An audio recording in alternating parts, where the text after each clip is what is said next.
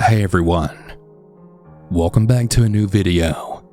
Before we get into the stories, I need to give a trigger warning for stories number 2 and 3. Story number 2 mentions some pretty hardcore sexual harassment, and story number 3 has sexual assault. I'll have timestamps down below and I'll have these stories labeled in case you want to skip them. All that being said, I hope you all enjoy this one, and remember, if you have your own story that you might want to share with me here on the channel, you can send any story you have to southerncannibal.com.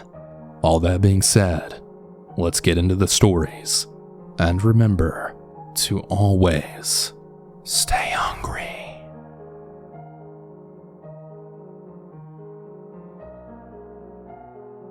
This happened a couple of years ago. For some context, I'm a female, and I was 15 when this happened. I had gone to gaming conventions every year, mostly to support small businesses and buy artwork. It was my first time attending this specific convention since it was a bit further away from my home, and I went with 2 of my friends who I'll call Mike and Jordan. The doors had opened at around 9 a.m., and we walked around the vendor hall for a few hours admiring the artwork and all the amazing costumes people had on. We decided to take a break in one of the many hallways around the building. If you're unfamiliar with the layout of conventions, there's a large open section of the building for vendors to set up their booths, and the rest is divided into smaller rooms for panels and activities. When we sat down, Mike was checking panel schedules on his phone, while Jordan and I were resting against the wall with our eyes closed. After a couple of minutes, I heard Mike talking to someone, so I opened my eyes to then see a guy, probably in his 30s or 40s, hunched over us. If I had to guess, I would say that he stood at 6'3" and was wearing a black trench coat. He was asking us questions about video games and just random stuff, but what was unsettling was he didn't really seem friendly when he spoke. And then he turned to me and just stared. The entire time he just had a blank expression. I felt really uncomfortable, so I tried to make it look like I was busy doing something on my phone. He was extremely close, like a foot away, and he just stood there looking down at me. I didn't look up from my phone, hoping he would walk away eventually. And after a minute of staring, he did. The 3 of us talked about how weird it was, but decided not to let it ruin the day. So we then got up and walked around a little more. It was almost 2 o'clock, and we had all started walking to one of the rooms at the convention center to go get our seats for a panel. We walked in and picked our seats all the way in the back row. The entire row was empty apart from the 3 of us, until a friendly-looking guy sat down in our row, leaving a seat between us and him. We talked for a little longer until I heard a familiar voice then sit next to us. I looked over to my right to see that same creepy guy from the hallway standing at the end of the row. He tapped the man sitting next to us on the shoulder, then sang, "Get up. I want to sit here," with an angry expression. Not wanting to start any problems, the guy got up and moved to a different seat. The blood drained from my face, and I started to panic. Mike and Jordan hadn't noticed the interaction and were on their phones. The guy sat down in the seat directly next to me, not leaving a 1-seat gap like the previous man. This made me tense up, and I grabbed my phone to text Jordan and Mike to look to their right. They both looked up from their phones at the same time and looked at the man. By this time, the panel had just started, so the audience was expected to remain quiet. Then the man put his arm around me and just said, "Hey," with a weird, creepy grin. I then started shaking out of fear so badly that I could barely type on my phone. Mike and Jordan scooted down a few seats and pulled me along with them to put some distance between the man and I. We all just looked at each other and then knew what we were going to do next. "Hey, this panel's getting kind of boring. I think we should go find something else to do," Mike said in a loud whisper, loud enough for the man to hear. So we all got up calmly and walked out the doors. As soon as we were in the hallway, we ran as fast as we could to the other side of the building. Officially freaked out, we all just talked about what had just happened and agreed we weren't to leave each other for the rest of the day. An hour passes, and we didn't see the man again. After going to karaoke, taking pictures, and another walk around the vendor hall, we took another break in the hallway just to show each other all the cool stuff we bought, and then decide what we were going to do next. Jordan taps me on the leg, and then nods his head down the hall. I turned around, and I saw the guy walking down the hallway. We didn't get up and hoped he was just passing to get to the exit doors and then leave for the day. As it gets close enough, he turns his head to look at us and keeps walking. We stayed there on the hallway floor, but the man came back and walked past us again. He did this about 5 more times, but we never did see him again after that.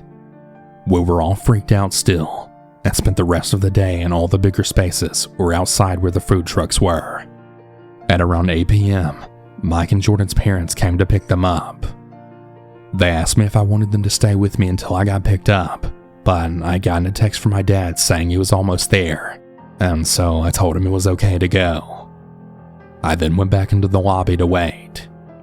I sat on the floor since there were no seats and just looked at all the art I bought and scrolled on my phone. A completely different guy from before walked by me, stopped, and then sat down on the floor next to me. He looked to be about 30. I was already really annoyed from the previous interaction, so I raised an eyebrow at him. He introduced himself and then asked for my name. I gave him a fake name and tried to act rather rude to get him to go away, but he kept asking personal things like, How old are you? Where do you go to school? What grade are you in? And just really annoying questions. That was it for me. I stood up to walk outside until he then stopped me and asked, Do you want to come with me to a party tonight? I just loudly respond back with, No, and then walked outside. Thankfully, my dad was in the parking lot at this point, so I got inside and we drove home. I never did tell my parents about it, but I will never go to that convention again. I don't know why, but it just really seems to attract a lot of creeps.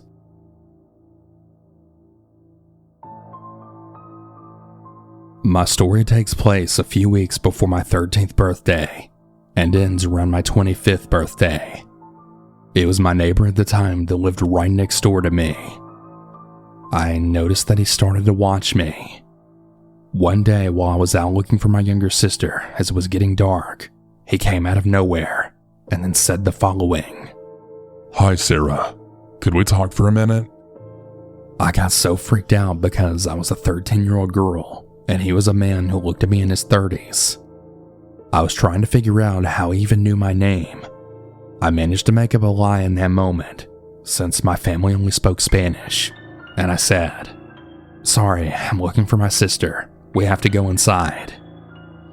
But then my mom had told me in Spanish that my sister was inside, and then the creepy neighbor walked back to his door. I ran up the stairs and I didn't think to tell my mom in case she forbade me for going outside again. A few weeks passed and I went out to our front porch. We lived on the second floor of a duplex, and his bedroom/living room faced my porch. Something caught my eye, and I noticed a loose piece of paper taped to his window that said, Hi, Sara. And I ignored it the next day. I saw that he added something else to the paper, and it said, Hi, Sara. Would you please be my girlfriend? My blood went cold. I felt sick to my stomach, and I ran into my house and I told my younger sister. She got scared but was smart enough to get my parents' camera and take a picture just in case he took it down. After that, my sister ran and told my mom, and my mom told my aunt, who spoke English very well, and she told her to call the cops, and we did. After a few hours, the cops came and everyone in my family was standing in front of my house staring at the piece of paper. When the officer arrived, he had asked the standard questions. He then proceeded to knock on his door, which he didn't respond right away. I guess he was surprised to see a cop standing there. The cop yelled at him to go get the piece of paper taped to his window, and as he ripped it, he just stared at me the whole time. The cop read the paper out loud, and he asked him while looking at his ID if he knew just how old I was, but he said he didn't know. The officer yelled at him and said that I clearly looked like a child, that I was only 13 years old and he was way older. My aunt told the officer that he was lying, that he did in fact know how old we were, as we lived in the neighborhood for a really long time. The officer said that there really wasn't much he could do and that hopefully it was a one-time thing, saying that now he knew how old I was. But if I was still afraid, he suggested getting a restraining order. I really should have pushed my parents to get that restraining order back then, but sadly, I thought it would be a one-time thing as well. Well, skip to a few years. I think I was 15 or 16 at the time, and I started to babysit the downstairs neighbor's kids by myself. She had a 6-year-old daughter and a baby girl who was 7 months old. I watched them from 4 p.m. to 11 p.m. when their mom got home. Before then, we would always play in the front yard without a care in the world.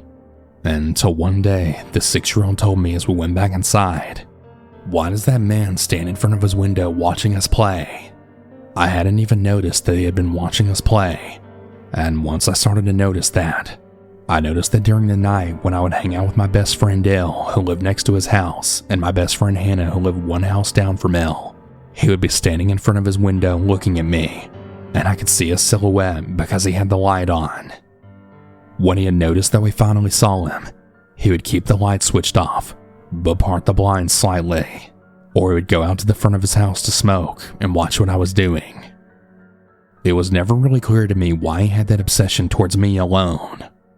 At first, I thought he must be a pedophile, but he really never watched the little girls I babysat that way. Just me. Things like him watching me just kept happening, either when I walked to the store or when I was with my friends. He never came closer than that. Then when I was in either 10th or 11th grade, my sister had got a nice Jeep Grand Cherokee, and she had been taking me to school in the morning. My dad had picked me up after school, so I was never really alone, until one day we woke up to see that her new truck had been scratched with really bad words all around it. She also had 4 tires popped. I didn't know it at the time that it had been my stalker who did that, thinking that I would walk to school and he would grab me. Shortly after, we started talking to his younger half-brother, who told us he was mentally unstable. After that, weird things would often happen to my sister's vehicle. After that, my parents got very strict about letting me go out alone. I'd often go out at night to get my cat, who always snuck out of the house, but after that, I always kept her inside. My friends would walk me home, and sometimes we would just sit and talk on the stairs. On one particular night, my friend Hannah had introduced me to one of her friends named Diego, who I would later start dating. This upset my stalker so much that he came outside and smoked while hearing us talk. He then walked towards his door while looking at us, then sang, "I really hope you're happy." My friend Hannah chimed in, "She is, now leave her alone," which he then responded back with, "I don't think I was talking to you, fat bitch." Which at that point my boyfriend at the time then got up, and my stalker ran inside. Another scary event happened when I was in the 11th grade. Sadly, I didn't have a car, and my parents never got me a cell phone. On this day, I was walking back home per usual while listening to music. I typically listen to rock music really loudly. As I cross the street, I see a lot of people waiting for the bus, and out of the corner of my eye, I spot my stalker waiting for the bus as well. I was hoping and praying that he didn't see me, as I just kept walking, without making it obvious that I had seen him. I kept walking, thinking that he must be heading somewhere, as he was at the bus stop, when all of a sudden, I hear his voice right behind me, then call my name. I instantly felt my heart spike so much, fear washed over me. So I kept walking by, my legs then feeling like cinder blocks. I pretended that my MP3 was a cell phone, and I started to act as if I was calling someone, which he then proceeded to quickly cross the opposite side of the street while watching me. When he finally stopped watching me, I crossed that same street, and instead of going through the alley, I took a main street where I could then be seen by a lot of people. When I finally got home, I ran up the stairs and my legs gave way. I started to cry when my then older brother asked what happened. I told him how my stalker had followed me from school. My brother ran down the steps, and as he got down there, he was coming from his backyard. He must have thought I would go down that path to get home quicker, but I took a longer route. As my brother started to confront him, he ran into his house, and then my brother ran back in to check on me and also called the police. As you can imagine, the police said that there was really nothing they could do since he didn't actually touch me. My parents came home after that, and coincidentally, it was a parent-teacher conference that day, and we had told a teacher all about the incident. She notified the entire school board as well as security with a picture and name of my stalker, and to also keep an eye on me leaving and coming to school. After that encounter, I was really afraid to go outside to hang out with my friends and to sleep in my room, seeing as my room had access to the balcony, and his window wasn't that far. He could literally jump or touch my balcony if he really wanted. Then when things would calm down, I finally felt confident to go on the porch and talk to my boyfriend. And one of the many nights I would do that, I could hear him talking to me while I ignored him and just kept talking to my boyfriend. I could also hear him touching himself, and I felt sick to my stomach. Then shortly after that, from 2012 to 2017, he started to get so drunk that he would shout loudly, and it could be heard throughout the whole neighborhood. He would also say my name and that he was a Satanist, and that he's going to kill my whole family and rape me. During one of those nights, I actually recorded him saying all that, and we called the cops yet again. They knocked on his parents' door, and his stepfather answered. He was then made to listen to the recording just to confirm it was his voice. They really didn't need it though, as he was still shouting in his room gibberish. And when his stepfather opened the door to let the cops in, they found him extremely intoxicated. They ended up giving him a ticket for public disturbance, but didn't really do a damn thing about the recording and all of the horrific and sick things he said about me. I was really upset at that point, but I just let it be. But I got so angry about the whole ordeal that man in a sense had really ruined my childhood. I mean, I had to constantly look over my shoulder and always be made aware of my surroundings. It wasn't until my uncle, who was a cop, talked with my mom and said that he would talk to the man. He told the man that if he made one attempt to touch me or even try and talk to me, that he would be here in a heartbeat in order to arrest him because we were his family and that what he was doing was sickening. Well, a few months after my uncle had that talk with him, he ended up moving in with his biological father, and I didn't see him for 3 years. By then, I was either 22 or 23. But shocker, he moved back now, and he was renting the basement, which was a relief now that he wasn't in the upstairs apartment. But regardless, I'd still see him all the time. I wasn't afraid of him anymore though, I was just mad. There was a time when I was standing on my steps waiting for my dad who needed help with the groceries, and while I was standing there, he would talk to me. I told him to shut the fuck up, and that he was an ugly, disgusting pedo who deserves to be in jail. Then my dad came and looked at him, and he ran inside his house. He was really afraid of my dad and brother. Then around 2019, after living next door to him, my parents finally decided to move, and as we proceeded with the moving, my mother and myself unpacking at our new house, and my brother and dad checking anything left over, making sure everything was clean. And on the last night we stayed at our old house, my brother had a run-in with my stalker. I didn't hear anything about it until days later, but according to my brother, he was getting in his car, getting out to head inside, when my stalker was going to his car and noticed my brother. According to my brother, he just kept saying, "Why won't you let me talk to her?" "Because she didn't want to talk to you." I'm not sure what was going on in his sick head, but his brother always told us to be careful, and that he was mentally unstable and doing a hell of a lot of drugs. He always reminded me of the old creep from Lovely Bones, except a younger and shorter looking man that was skinny. I really do hope to never see him again, and if I do, my uncle taught me self-defense moves, which really helped me a lot.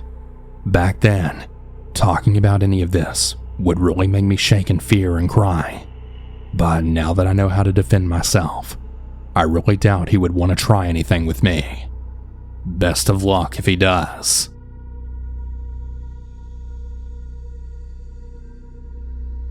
I'll start off by saying that I'm an autistic and quiet 14-year-old male. I've never told anyone this story. This happened during May, and I've become more self-aware of my surroundings. I figured sharing this with the internet would help me get this off my chest. I was in the 8th grade, attending a middle school in Southern California in 2021. Since my mom wouldn't be out of work until 5 p.m., I would have to stay in the after-school program. I hated it there, and it wasn't until February 2022 that I finally told my mom that I didn't like it there and that I wanted her to remove me from the program. She did so, and she told me that I would have to walk home as she couldn't pick me up at 3 p.m., the time school would end. I was honestly fine with that, as it would only be a 30-minute walk from my school to home. So after about 3 months of walking, nothing really happened until a day sometime in May. School had ended for the day, and I began to walk home. My friend who walked with me was picked up by his parents, so I would have to walk by myself this time. No biggie. I put in my AirPods just before my walk to listen to music. After about 10 minutes of walking, my headphones died, and I put them in my pocket. You know that feeling where you think you're being followed? I had that feeling deep in my stomach that I was. I looked behind me, and I saw a fairly tall woman walking in pace behind me. She looked to me like she was in her late 30s and wore denim jeans, had a pair of sunglasses, and wore a revealing top. I grew a little suspicious, and I tried brushing it off. After several seconds, I looked behind me again, and she was still following me. I brushed it off as some weird sort of coincidence, that where she was going was probably just in the same direction that I was walking. Well, I'm about 3/4 of the way home, and she's still following me. At this point, I was pretty creeped out, and I stopped looking back at her. My heart felt like it was pounding 1,000 times per second. I turned to the street where my house was on. I tried calming down and continued to walk. Adrenaline filled my body when I looked back again, and she was still fucking following me. I was now terrified. Why in the fucking hell is this bitch following me? Due to me being scared, I didn't say anything to her. At the time, I had a very deep gut feeling that she wasn't following me at all, and I would be an absolute dumbass for straight up accusing her like that.